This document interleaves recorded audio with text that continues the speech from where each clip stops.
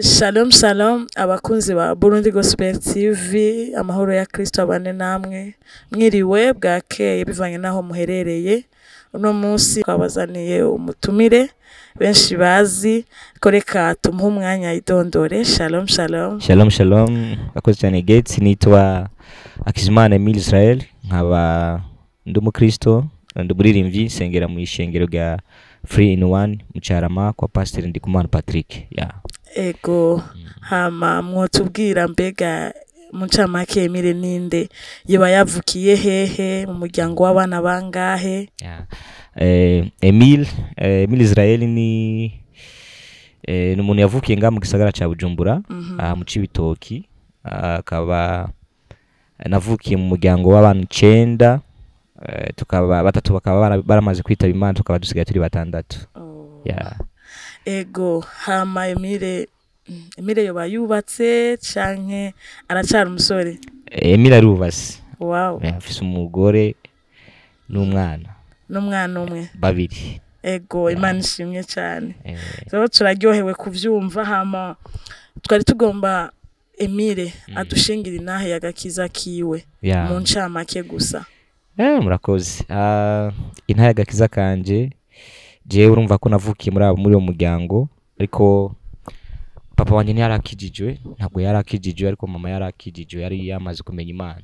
Jewe umuntu yambwiye ubutumwa ni mama wanje amvyara. Wow. Niwe yamwigishije agakiza.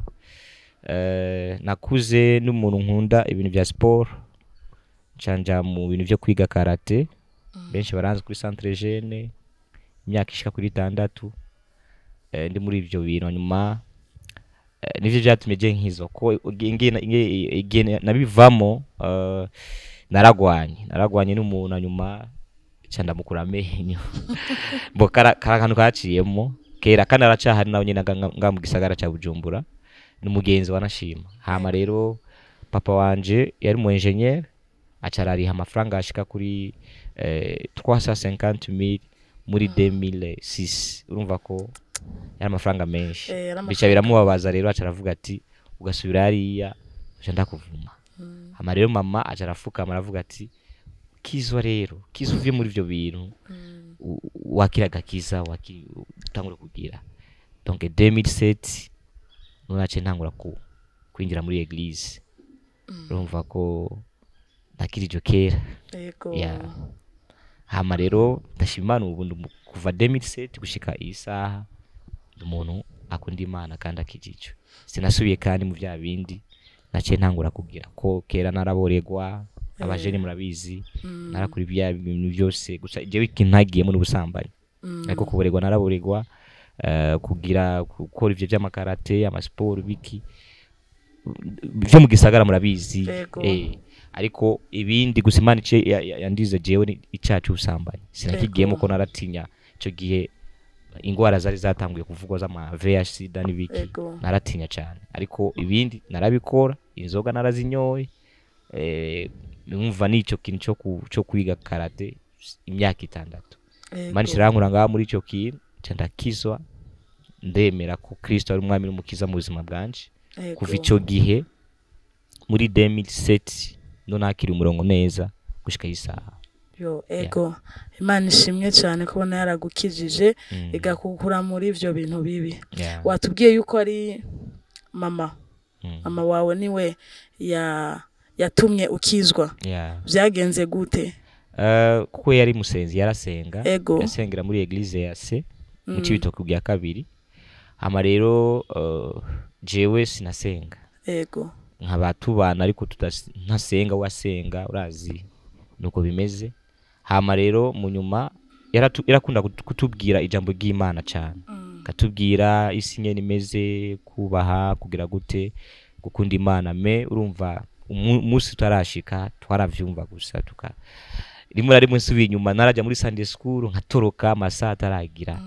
Ariko sinaja muri Sunday school kubera gukunda Imana, ashaka bamishikanwa kugira ngo nirongera amafaranga za kugira, uravyumva nawe.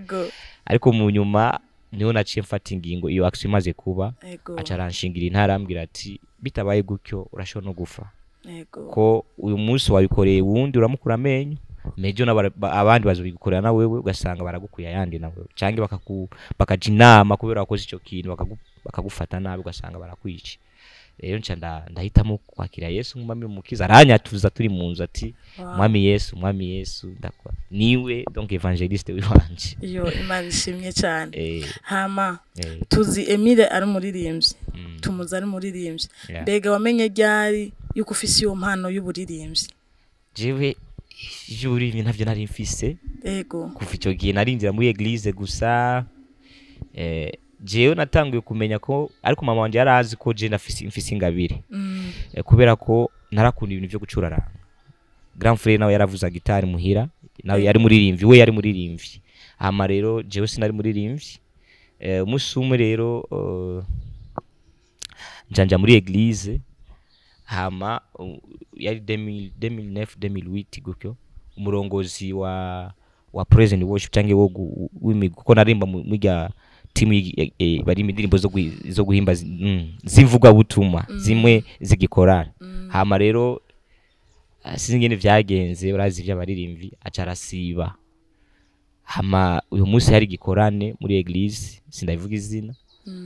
Pastor acayumva ishavu, arashavura aravuga ati none mwese ngamo abajeni muri nga nta muntu wundi yoririmba, ahuri twe twaje jewe nari muyuwaye.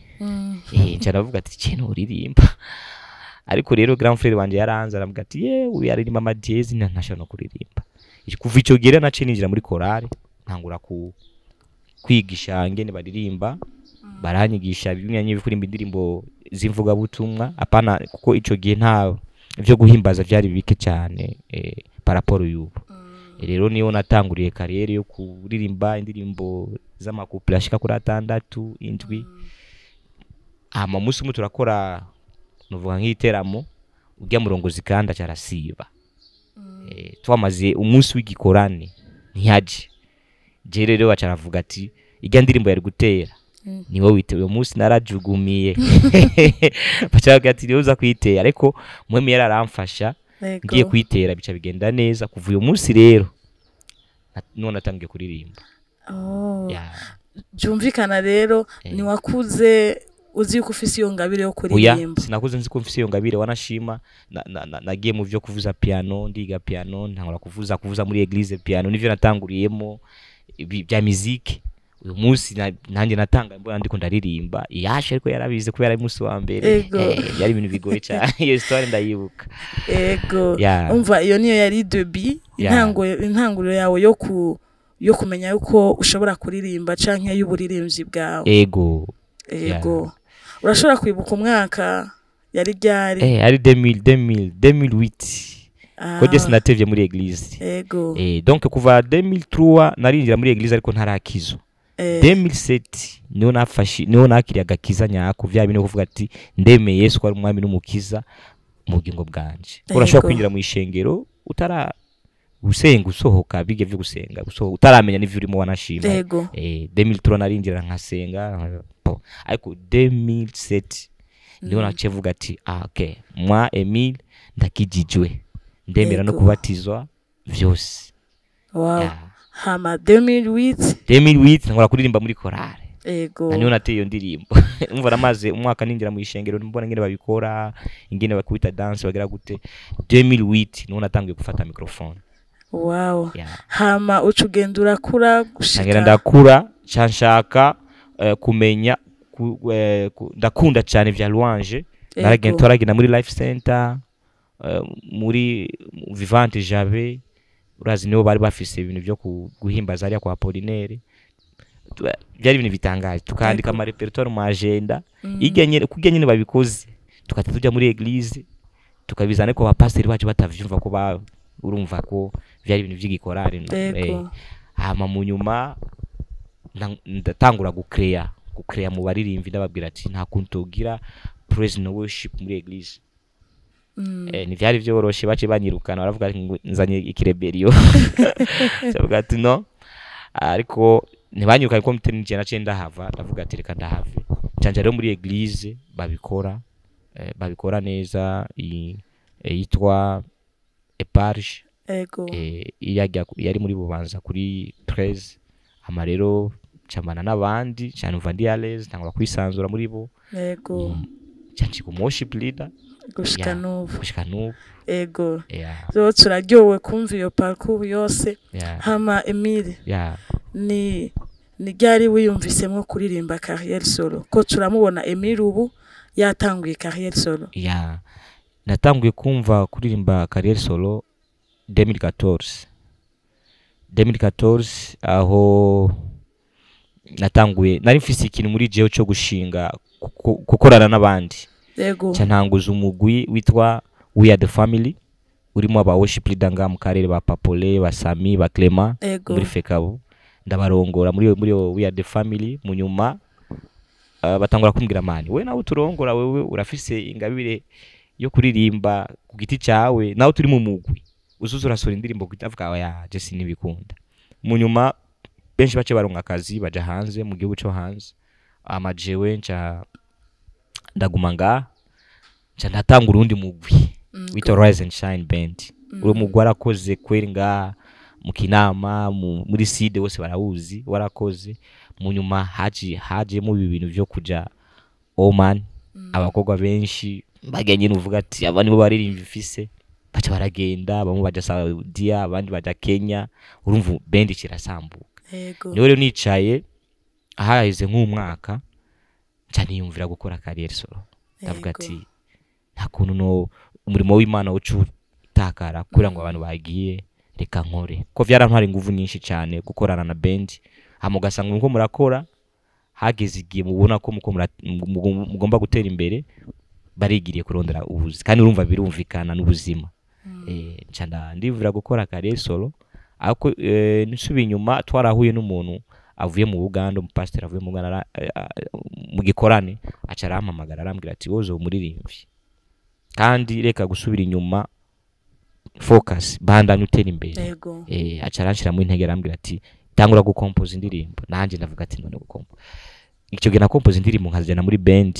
Rero niho natanguye kuyumvira carrière solo hama 2016 ncamva muri Eglise Parish nza muri 3 in 1. Ngeze rero muri 2017 ngeze muri 3 in 1 niwo twatangura kuvugana na pastor wanje ndamubwira bya akambwira ati banzurindire nuragera.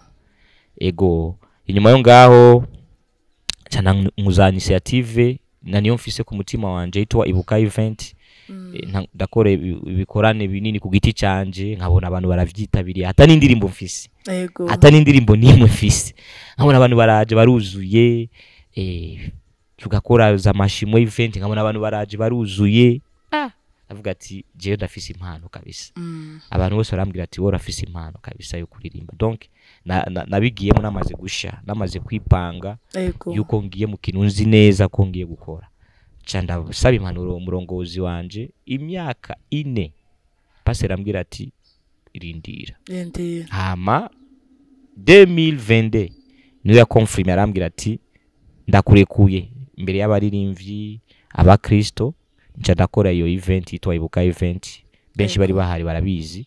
Hama rero aravuga imbere niwe yigishije aravuga imbere y'abantu ati jewe Émile ndamurekuye nk'umuntu agiye kuririmba ku giti ciwe kandi aserva ishengero ryo mu Burundi n'ishengero ryacu kandi. None natangwe rero umva carrière solo je ndayitangwe 2023. Wow. Ego. None birakorohera mbega birakorohera kurimba carrière solo no mwishengero ukaririmba mbega ivyo bintu birakorohera? Biranyorera cyane kuko urumva ko nabaye mu migwi nakoze mu migwi itandukanye ndazi leadership cyari cyo burongozi kubana n'abandi gukorana n'abandi.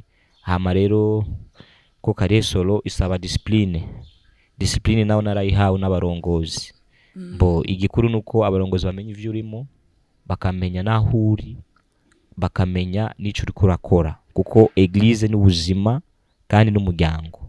Rero bose ndabikora kandi tubanye neza n'abandi amahoro menshi. Ama tufise nk'igikorwa kuri eglise wacu nanjye sinotegura igikorwa kandi kuri eglise yindi urumva ko ngaho ni fun tuba tugonganye tufise igikorwa mbandi mu bikorwa atabikorwa bihari da focusing.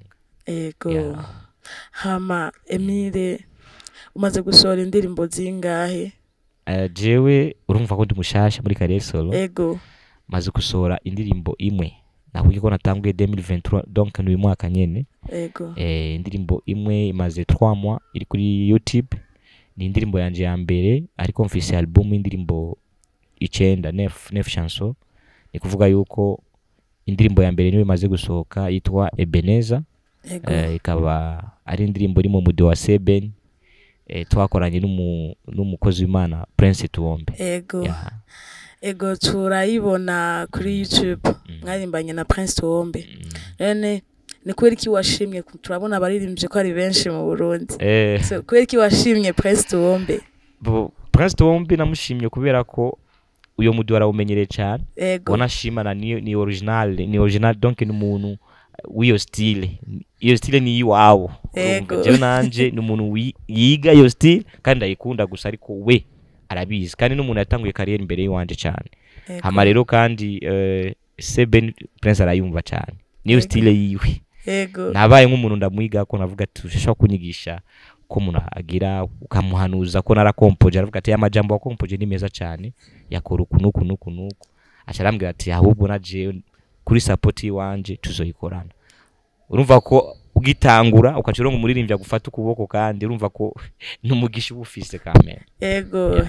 Bashura kuduha akarugato gusa kuri yo ndirimbo kugira ngo abakunzi ba Burundi Gospel TV bakumve. Indirimbo rero yari ijanye Jenda Intahe Ebenezer ariko abantu bayita ngo operation sinzi amazina bayihari me akantu kakunzo nabonye abantu baririmba amaeglise cyane kakunze kavuga ngo ana opere Yesu ana opere Yesu anafanya operation bila cicatrice ana opere Yesu ana opere Yesu anatenda ana opere Yesu ana opere Yesu anaponya umaskini ana opere Yesu ana opere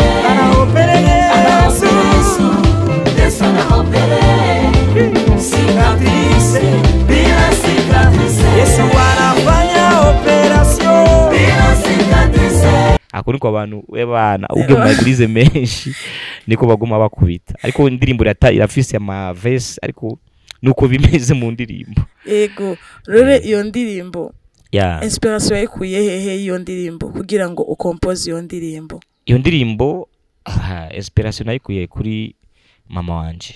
Ego. Yaramaze igihe agwaye ari muri koma. Ndaca mu bihe byo kwiyumvira cyane kugeza aho numva ko nta kintu na kimwe kimunanira Kristo. Nariko ndasoma amajambo igihe Yesu yahumura impumyi akoresheje ugondo gusa avyumva igihe wa mugore yakora ku mpuzu ya Kristo cyangwa akacakira yaramaze imyaka n'imyaka va maraso. Hari bitangaza byinshi Yesu yakoze cyane yumvira ko ari amajambo ndavuga ati Yesu arashobora gukora operation donc ni sinungene kuvuga mu kubaga umuntu atabikomere bihari ashobora kukuvura mu mutima atarinze kuzana imbugita ngo rwaragira cyane gose. Igihe rero mama wanje yinjira mu bintu vy'ingwara ko yaragware muri Malawi hama rero niyo inspiration yaciza ndavuga ati Imana yashaka kumukiza itarinze kuzana abaganga ngo bagire ama operation n'ibiki ko bavuga ibintu byinshi kuri we ariko nkaca ndamuremesha ati Yesu arashaka gukora operation. Ego cyane. Siva muri indirimbo mvuga ati Ebenezer byaje muri Samuel wa mbere vuga ngo nawugingo nubu Imana iracagira gutera cyadutabara. Niyo ndirimbo numva Imana nayite Ebenezer. Hama rero ntunga inspiration nangura kuririmba ndirimba nyine mbabaye mvuga ati Ebenezer donc ay majambo yo kuvuga ati nubu Imana cantabaye ukunuku cyanda soma igirya jambo riri muri Samuel ndarisoma ryose cyanda abone ivyo Yesu yakoze kuva ku ntumwa ibiki bitangaza yagiye akora taravuga ati Yesu arashaka gukora operation sans cicatrice hama cyava mu ndirimbo basi. Ego turumvise inspiration aho wayikuye. Rero message iri muri ndirimbo oha abantu muri rusange ni yahe? Message ni jambo rimwe ni Ebenezer. Indirimbo itwa Ebenezer ivuga ngo nabugingo nubu Imana iracadutabara. Nani majambo ni dutinye ni ntagire ibintu by'ubwoba tugira kuko ni isaha Imana iracakora. Niyo mpamvu nayise Ebenezer. Ama ajya bridge ivuga ngo ana opere. Yes, donc Yesu arashaka kugira operation atarinze gufata abantu ngo azana abaganga n'ibiki. Tumaze kubona abantu benshi mu bikorane babashize ko amaboko gusa bagakira, bafise za VH, bafise ibintu. Donc Yesu arakora operation. Mbwira abantu ko indirimbo yarafashije abantu benshi cyane. Ko narabonye abantu benshi banyandikira kuri page yanje ya Facebook, bakaca bandika message kuri WhatsApp bakambwira ati nukuri merci beaucoup, abari hanze y'igihugu, abari ngaha mu gihugu, bavuga ati ukura yumviriza indirimbo irimo ubutumwa, sizga nyizo gutamba ngo gutambe gusa, ariko irimo amajambo utanguye ku ntango gushika ku iherezo, bivuga ngo Yesu ni wimbo wangu, amajambo menshi y'igiswahili, umuntu akumva ko n'ubu Imana iracadutabara. Nibi tucamo mu gihugu sinzi ngo kubura igitoro biki genda mbona yuko nabwingo n'ubu Yesu aracagira ama operation turindire tu. Sewe na inspiration wayikuye kwa mama wawe ingene yari mu bitaro agwaye cyane ari muri komo. Ichiba inspiration yo gusohora iyo ndirimbo. Hariho abantu ubu bari mu ngorane zitandukanye bari muri ivyo bihe mama wawe yarimwo. Mbega bivanye n'iyo ndirimbo. Ni ihe jambo nk'umuworshipa woshobora kubabwira muri kano kanya? Icyo nubabwira nuko mu bihe byose umuntu acamo utegereza kugira kwirema ukabona ko Imana ariyo ya mbere. Même si vyabaye gutyo ciye mama wanje yavuye mu nyuma aritaba Imana, ariko nagumanye ivyizigiro kuko ijambo nico yambwiye vyagumye muri jewe n'ubu biracakora. Ndacakora, ndacaririmba kandi ndacashima Imana naho namubuze. Jewe nk'ubu simfise abavyeyi bose baramaze gutaba, baramaze kwitaba Imana, ariko ndazi ko mfise Imana ikomeye.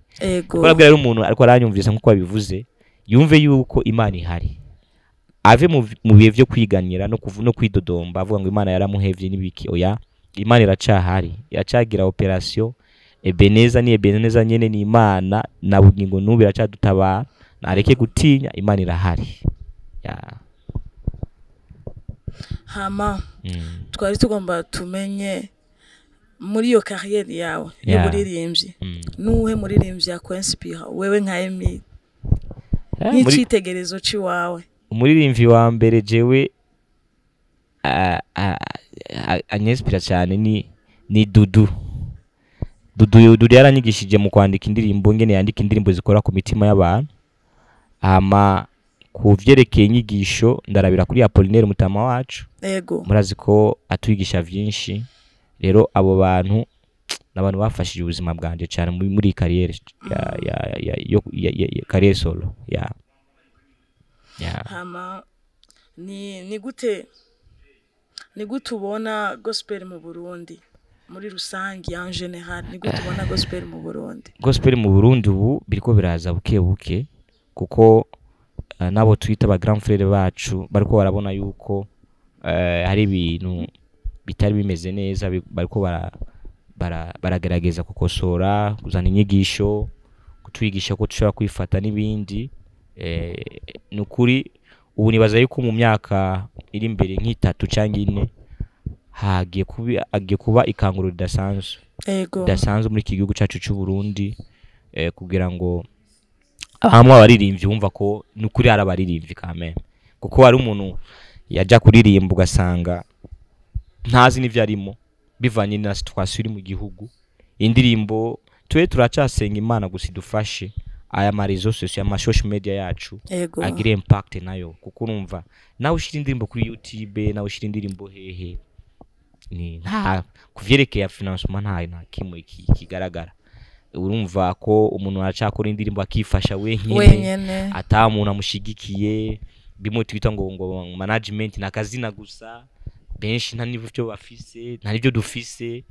Urumva ariko izi nyigisho ziko zaraza mu gihugu gukangura abantu kwandika neza indirimbo, gufasha abantu. Uko urabona ko gospel mu myaka iri imbere igiye kuba mu Burundi, igiye kuba ikintu gikomeye cyane gose.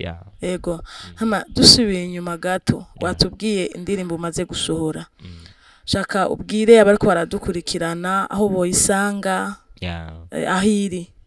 Indirimbo yanje platform imwe ubu Ego. ikora cyane ni YouTube yanje wandikako gusa Émile Israël ukacubona platform yanje ibyo nshirako vyose iyo ndirimbo cuyibona ushaka kuyibona neza wandika Émile Israël ukacubandika cyangwa ukandika Ebenezer by Émile Israël ucubibo ikiza cyangwa wandise Émile Israël ucubona konti yanje ikiza ukacubona iyo ndirimbo ushaka kayisanga hajya ugafasha partage commentaire n'ibindi kugira ngo shike kure. Ndibaza yuko bariko batumviriza bariko baradukurikirana bashoboye kumva aho bashoboye gukura ino ndirimbo. Hama Émile dusubira aho twari turi. Émile baguhaye ubushobozi bakaguha ubushobozi bwo guhindura ibintu bwo guhindura gospel mu Burundi. Ni giki wohindura canke ni kiye kintu ukongereza kugira ngo ibintu bimere neza muri rusange? Bampaye ubushobozi bwo guhindura gospel mu Burundi. Jewe nta bushobozi nogira urusha Imana yonyene, ariko cya kabiri naco ubushobozi mbona ngabwo tuma gospel tera imbere ni financement. Kufinansa aba new generation, iyi generation yacu tuturabashasha quand même, usanga ibintu byose bamwe n'abanyeshuri bakaca bakora gospel bandi ariko bafise impano, bafise ibyo bokora, bafise nawo message botanga ku ma réseaux sociaux botanga mu bantu kugira ngo bishike kure. Jewe ico nobona obamo gushigikira abandi. Icambere no shigikira abandi, ashigikira abandi bakiza bagitangura kugira ngo nabo nyene bashike kure. Ico no kongereza nuko no shira ingufu mu gukora kugira ngo abandi ivyo abandi message abandi batavuze jewe ndayivuge, kuko gospel c'est pas compétition, n'ubusaba donc ni kwinjirana no gukorana mu bumwe. Ico ashobora kuba atavuze je ndakivuge mu yindi ndirimbo, ico Apollinaire yibagiye kuvuga je ndakivuge, niko bimeze. Ariko donc nongereza ico mfise, ico batavuze yo baravuze yibagiye kuvuga message yo gukira je nkaca ndayivuga. Nuko nundi ari nyuma yanje uko nyene nawe nyene umva ico nokora amwe noronka nka financement nofasha n'abandi bari hasi kugira ngo baduke. Nico cabuze mu ma generation. Tumva ari ciyumviro ciza no guteza imbere bagitangura kugira ngo nabo bashike kure ahandi hantu. Rero Émile mu myaka 5 iri imbere ko wibona hehe? Ndafise focus yo gutera imbere, ariko Bibiri ivuga neza ngo dushoboza vyose n'uduye inkomezi. Izo nkomezi rero umva bisaba gusenga cyane. Nakubwiye mu gihugu cyacu ko bisaba gusenga nyene kugira ngo, ariko ndiko ndibona ahantu heza, ndabona abantu bariko baranyakira neza muri carrière yanje solo, abapasiteri bariko baranyakira neza bakantumira, kandi nkagira ikigaza ciza cyo kuvugana nabo, kuba umwana bakaba abavyeyi. So ndiko ndibona muri myaka 5 nko nakubwiye carrière yacu canke nga mu gihugu cyacu gospel yasa kuba yageze hano hantu. Kera par exemple kanshima Imana kuri ico kintu, kera twabona ivyuma nk'ivya buja event n'ibindi tukabibona hanze y'ibihugu, tukabona ama stage nkajya hanze. Ubu urabona ko ni benshi bamaze kubizana biri nga mu gihugu, amasono ubu ni menshi. Urumva ko ugena iterambere ubu nta muntu agikora kandi ngo kuri tere ngo azane ngo bafle ya fideke ngo jibile oya ubazana sono ukabona ko kameme siga nja mu bikorane nkaririmba nkiyumva ati kumbe turirimba nabi atavyuma dufise ivyuma toririmba neza, kumva ko ibintu byose bihari, ufise retour, ufise inyazi, ufise iki doki, ufise ibintu byose bikomeye. Rero niko ndabona yuko muri imyaka iri imbere, kuko jewe Imana yaramfashije nta muntu ntokorera, unjanye kuri tere kugikora nico hanze ndakora, muri eglise ndakora. Urumva mu myaka iri imbere nawe wombwira ati Émile turagukore concert kuri stade, je no ikora cyane rwose no ikora kabisa. Merci, nibaza ko ari ico. Twumvise yuko maze gusohora indirimbo imwe nimaze kuja ahabona, nta bindi bikorwa uri kuritegurira kutuzanira kandi vuba? Merci cyane. Ndafise ibindi bikorwa byinshi, navuze ati numwaka wo gukora carrière solo natanguranye na Ebenezer, ariko ubu je mfise indirimbo 9 maze gusohora imwe kubera urumva ni kuboko kumuni jeje nyene ndiko ndandipanga ariko ndafise indi ndirimbo vuba iri muri studio gombi sohoke yitwa Urimana maze imisi iri ku marezo social nasohoye cover yayo nuze akafishe kayerekana yuko iyo ndirimbo gombize ni indirimbo ya adoration imeze neza nandise muri rurimi rw'ikirundi ivuga Urimana hama twari tugomba tubwire mu guheraheza akajambo kamwe canke mu ncamake ushobora kubwira abakunzi ba Burundi Gospel TV canke abantu mu rusange.